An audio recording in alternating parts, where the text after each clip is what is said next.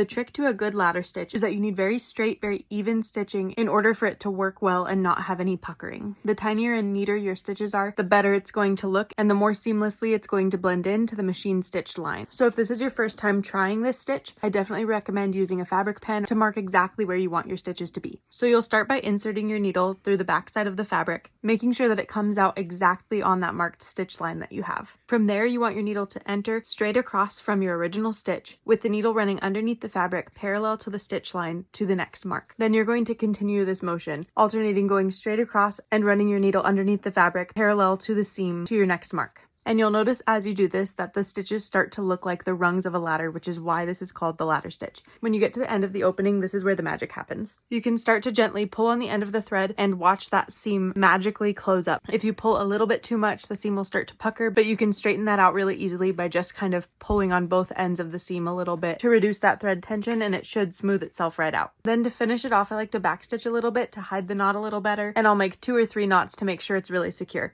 Then to hide the thread end, you're going to want to put your needle as close as you can to your knot and direct your needle out of whatever you're making, somewhere at least a 1/2 inch away from your knot. But the further away it is, the longer your thread tail is going to be and the less likely it'll be to come out. You can put a little bit of tension on the thread just before cutting it so that the thread tail kind of springs back under the fabric and hides itself.